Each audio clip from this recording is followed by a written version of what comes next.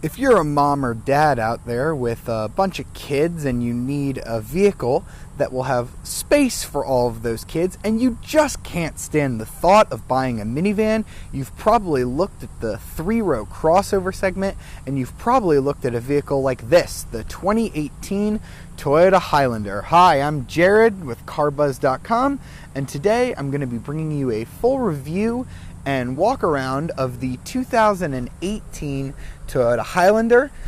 Toyota has already introduced a couple of 2019 models, but the Highlander is not one of them. This car is still in its 2018 iteration, so Toyota sent me this mid-trim XLE model to test, and I'm going to tell you how it compares to some of the other 3-row cars in this segment. And this is a segment that was basically created so that you wouldn't have to drive a minivan. I know it's a bit embarrassing to drive a minivan. Some of the latest crop, including Toyota's own Sienna, are actually pretty good, but some people just don't want to have the hassle and the stigma of driving a minivan, so crossovers like this exist. As I mentioned, this is the XLE trim. You can get a Toyota Highlander starting at $31,230. That'll get you the base LE trim, which comes with a 2.7-liter 4-cylinder engine with 185 horsepower. That's mated to a 6-speed automatic, sending power to front-wheel drive.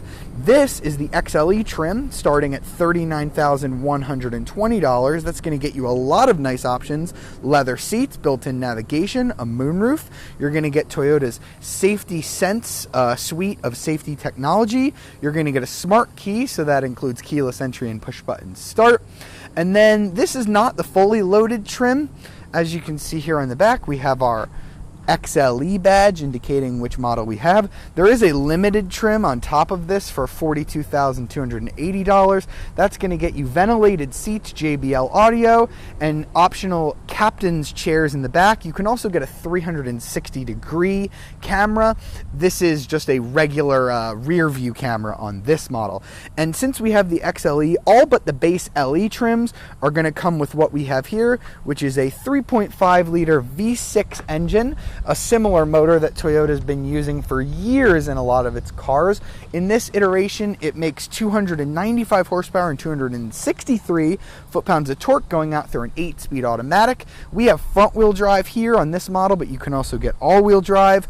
We tried to bring it up a little bit of a hill right by my house, and it failed. So if you want to do any sort of off-roading, or if you live in an area with inclement weather, you should probably opt for the all-wheel drive model.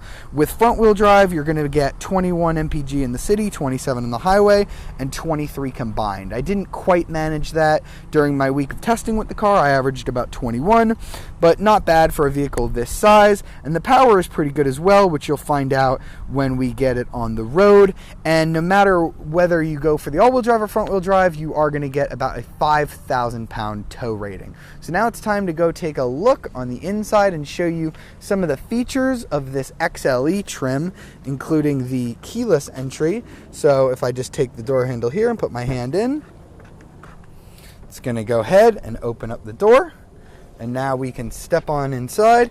We have this gray leather interior.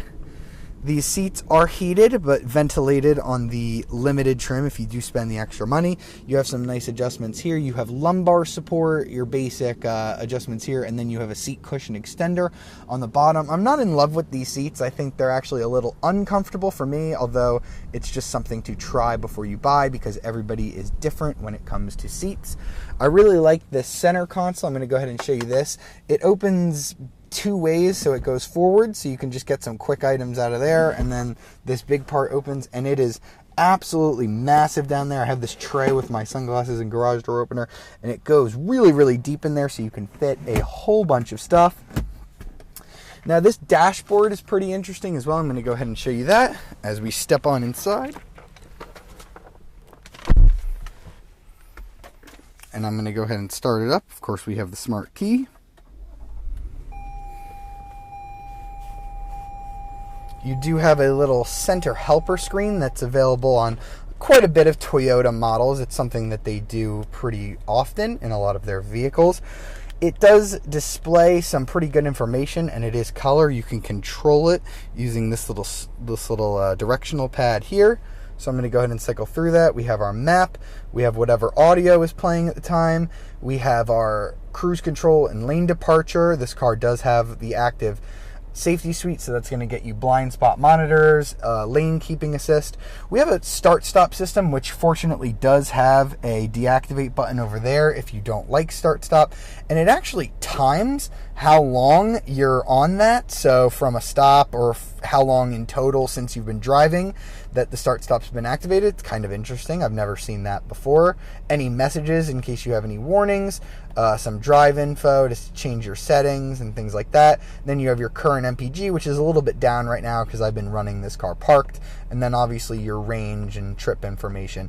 You do have an eco indicator. That's just going to tell you when you're off the throttle. There is a little eco light that'll appear here in the tachometer when you're driving economically as well. We do have automatic headlights, although we do not have automatic windshield wipers on this limited trim.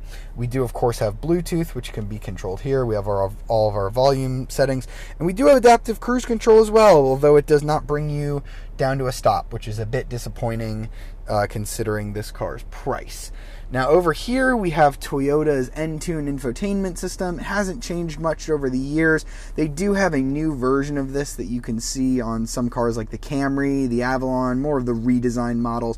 This one is a slightly older version. This is the home menu, so you can have your navigation, audio, and then some contacts here. Apps, don't get too excited. There isn't too much that you can do here. They count navigation as an app, so really there isn't too much to be found here. It will read your text messages aloud. This feature is kind of interesting, the driver speakeasy. So basically when you talk, the people in the third row will be able to hear you, so you don't have to raise your voice. That's an interesting one for yelling at the kiddies when they are getting into a debate. We do have this basic clock. I remember seeing that on Corollas for years. I wish Toyota would, maybe give us a little bit of a nicer looking clock than that. Down here we have our tri-zone automatic climate control, which is really nice. So you can also control the temperature through the rear, and the air vents are scattered throughout the cabin on the roof, which is pretty cool. It's a good way to circulate air around the cabin. Down here we have our drive controls, pretty basic, PRND, and you can tap over here for a pseudo manual mode. We do have our heated seat controls over here and cup holders, traction control off, and we have a snow mode.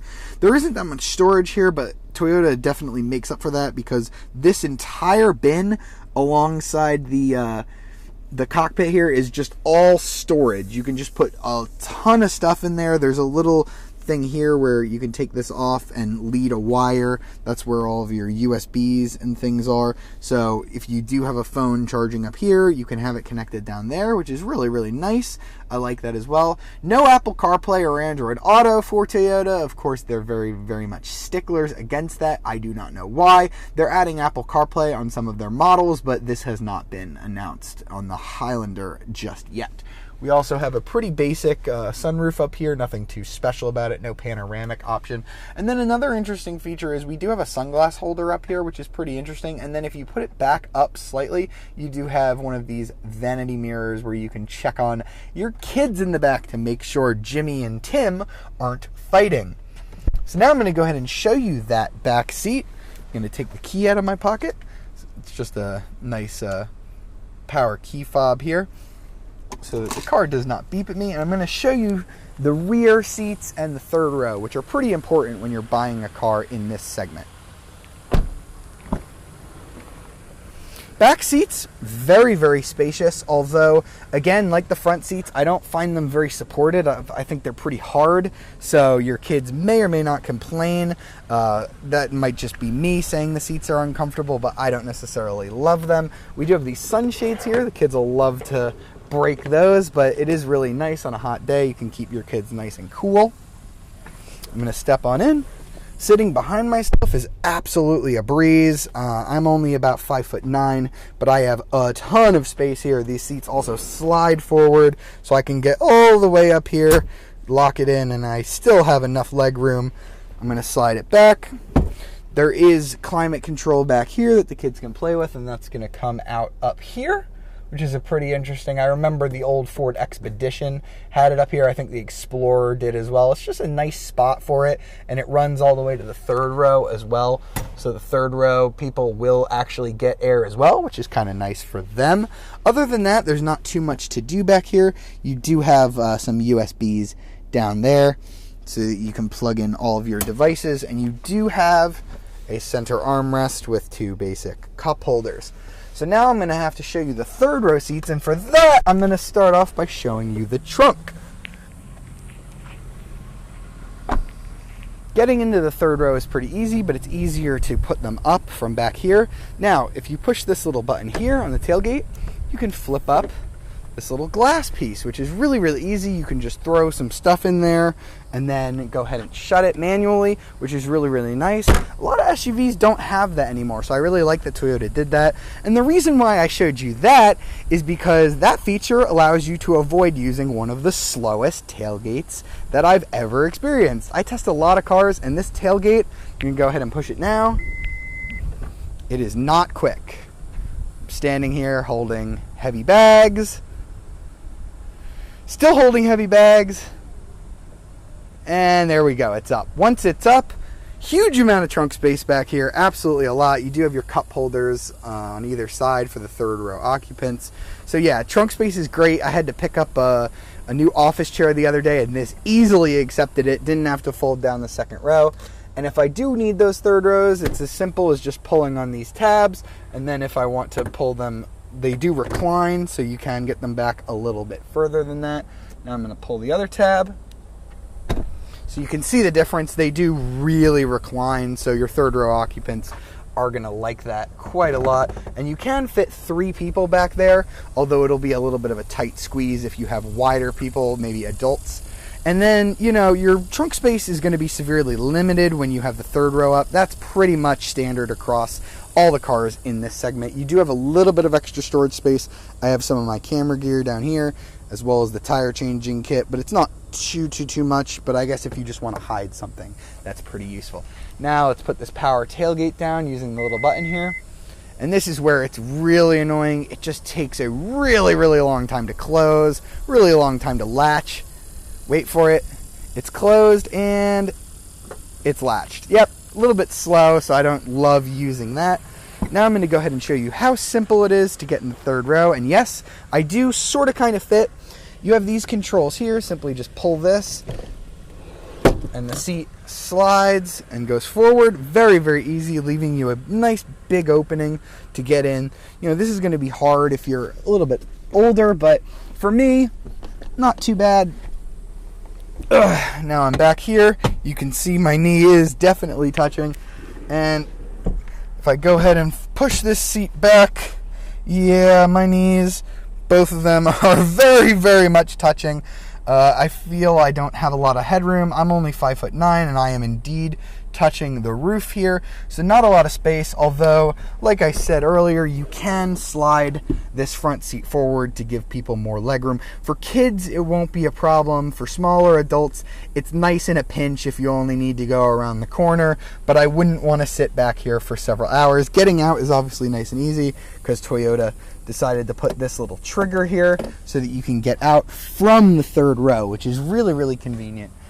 I like that a lot. I'm glad Toyota smartly engineered this. And then if you do get the limited trim, you can also opt for captain's chairs. That will delete this middle seat. You won't have a third seat here, so that does limit your passenger. Instead of being able to fit 8, you'll only be able to fit 7, but it will make it a little bit easier to get into the third row if you're going to use it frequently, because there will just be a passage there that your kids can go through very, very easily without having to slide the seats up.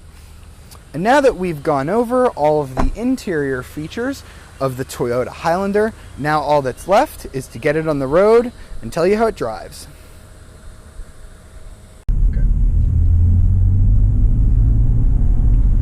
Alright, so behind the wheel of the Toyota Highlander, and driving dynamics are not usually what makes you pick a car in the 3-row crossover segment. Usually it's some factor of how big the trunk is, how big the second row is, how big the third row is, how many features it has, things like that. But you still are interested in how the car drives, of course, because that's what we're concerned about with any car that we buy. So from behind the wheel, this car is sort of blasé. It's not super exciting, but nor does it do anything terribly. This is sort of a trademark of a lot of Toyota vehicles, that they're not necessarily the most fun to drive cars in the class, but they're never terrible. So I'm about to go through a corner here. The steering is pretty dead, as you'd expect from a vehicle like this, but the thing that I do like about the Highlander is it doesn't pitch and roll too bad. Of course, there's understeer. This is a big, huge vehicle with front-wheel drive, but it doesn't lose track of itself. And a lot of big vehicles like this, you can be on the highway, you can be in a turn like that, and it just feels like you're losing control of it a little bit. Vehicles like this are sort of big and cumbersome to drive. This one doesn't feel like that. It feels really large from behind the wheel. So if you're the type of person that really likes a big feel where you can sprawl out in the cabin and you feel really large and imposing on the road, this is probably a car you'll really enjoy. It's not pickup truck large, it's not full-size SUV large, but it feels pretty darn close on the road, and that's pretty nice if you like feeling like you're one of the biggest vehicles on the road. Power is pretty darn good. We have the XLE trim, so that means a 3.5 liter V6, 295 horsepower, 263 foot-pounds of torque. Toyota's been doing this engine a million times in a million other vehicles. It's got an 8-speed automatic, which is one of Toyota's newer transmissions. It's not the fully updated version that you're gonna see in the Camry and the Avalon, which produce 301 horsepower, but it's pretty darn good. This is also hauling around a lot more weight, so don't expect blistering performance, but it ain't no slouch either. This is the front-wheel drive version that I was sent, so it'll chirp the tires pretty darn good. I'm about to come up to a stop, and I'll turn the traction control off and do an acceleration run, just so you can see just what I'm talking about. And with all this power, 295 horsepower, you're going to be able to tow 5,000 pounds, which is pretty good. Not stellar, not pickup truck territory, but it'll get the job done. So now I'm coming up to a stop. I'm going to go ahead and turn the traction control off, which is down here. Traction control off, start, stop, engages, but I'm going to go ahead and deactivate that. Spinning, spinning, spinning, spinning the wheels, and there it goes. It hooks up. Pretty darn good acceleration. Very smooth. Yeah, not bad at all. I really enjoy the way this thing accelerates. You can have a little bit of fun with it, to be honest. If you think that front-wheel drive wheel spin is fun, although it's pretty nice. I think I laid down a pretty big black line behind me with the front wheel spinning, which is pretty good. Not a lot of torque steer. The wheel, I didn't have to do much flailing at the wheel to try and keep it straight. It just kind of stayed straight on its own, which is pretty good. The transmission will have to downshift. This is a big vehicle after all, so 295 horsepower sounds like a lot, but 263 foot-pounds of torque is not the best. So if you're going to pass somebody, you put your foot down, it downshifts relatively quickly. There's no paddle shifters on the wheel. You can slap it over here and shift it yourself, although it's sort of a pseudo manual mode. Toyota does this in a lot of their vehicles, where you're not really telling the transmission exactly when to shift. You're telling it where the max gear is going to be. So if you set it to 4, it's going to go up to 4 and then it's going to stop there, which is, you know, mainly going to be good for towing, but not anything sporty. There's no sport modes really on this car. There is a screen. If you go through on this center menu here, I have these buttons on the steering wheel. I did find a very strange power mode that you can turn on or off, and you know, it's kind of hidden. I don't really feel a difference when I do that, but perhaps it maybe tunes the transmission to be a little different, or maybe the throttle is I feel like the throttle is probably the only thing that really changes here. It feels like when I dip into the power, it's just going to be a little more responsive. So you could turn that on and then just kind of leave it there if you so choose. Power's pretty adequate. You're really not going to have any troubles there. Maneuverability is also pretty good. The steering is very light. There's not too much feel to it, but it gives you enough that you're going to feel planted on the road, although it's not sporty. So on the highway, this thing is is incredibly easy to drive. It does have adaptive cruise control, but I tested it out in stop and go, and it will not bring you down to a stop. It gives up at about 20 miles an hour. Come on, Toyota. There's a lot of other systems at this price point that will bring the car to a stop. And a lot of people like to use the adaptive cruise control on the highway. I do, except I think it's really useful in stop and go traffic, so then you don't have to, you know, constantly go on the brakes, on and off, on and off. And it's kind of sad that at this point in 2018, Toyota doesn't do that. I think I've been in some of their vehicles that do, so maybe that'll come in a 2019 update, hopefully, fingers crossed. Another thing that I'd really love to see Toyota change is give this thing some Apple CarPlay and Android Auto. This system is just okay. I showed you some of the features in the walk around, but this navigation system is just kind of boring. They have a better one that will have Apple CarPlay on the way, but not yet on the Toyota Highlander. And the power is pretty good on this car. They also sell a hybrid version of this. On the XLE trim that I have, it's gonna run you about $3,000 more. I'd look into it, it's pretty interesting. It's a 3.5 liter V6 like this, but mated with an electric motor. That's gonna get you 306 horsepower, so only a little bit more than what you get here, but I feel like it's probably a little quicker. Probably mated to a CVT. I think I've driven a similar version of that drivetrain in the Lexus RX 450h, and while I wasn't in love with it, it was a really smooth transmission, so that actually might be even smoother than this 8-speed automatic in the gas engine car. So just something to consider. You will lose about 1,500 pounds on your towing capacity if you go for that. So overall, you know, the Highlander is a pretty nice driving car. No Toyota is really horrible to drive, but none of them are necessarily the best to drive. Competitors to this car, there's quite a bit of them. I think the Honda Pilot is probably the closest competitor. There's the new Subaru Ascent, which looks really, really interesting. I'd take a look at that. You've got the Volkswagen Atlas, which is absolutely enormous. The Highlander is going to kill most of those cars on resale value. Toyotas just dominate when it comes to resale value. The Volkswagen Atlas will fall off a cliff. The Subaru will probably hold pretty well, as will the Honda Pilot. But yeah, when it comes to holding its value, this does really, really well. I road tested the 2019 Kia Sorento. You can check out that video on our channel, and that car was really good. That's sort of an in-betweener. This is a little bit bigger. This is more of a full three-row SUV, whereas that's kind of an in-between size. So if you want something that feels a little bit smaller and definitely more luxurious, then maybe go for that. And this XLE trim is just not that special on the inside. I do have a backup camera, but I really wish it had that 360-degree camera, so I would spend the extra to go for the limited trim. Also, my back is really, really sweaty, and I wouldn't mind having a ventilated seat. That also comes in the limited trim. And while I'm on the subject of these seats, this is something that I rarely complain about. I'm a young guy, and I could get pretty comfortable in almost any seat, and this one is just awful. There's something about it that I can't find any comfortable spots in it. I did put on the lumbar to see if that helped, and it made a small difference, but the seat is just really, really flat, and I feel like I'm just never comfortable in it. So, you know, try before you buy. Seats are very subjective, but I just cannot find a comfortable spot on this car.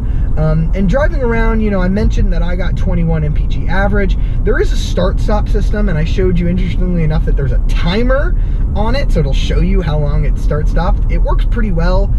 You can almost control it. If you're very light on the brake when you come to a stop, it won't activate, and then when you go firm on the pedal, it'll actually shut the car off.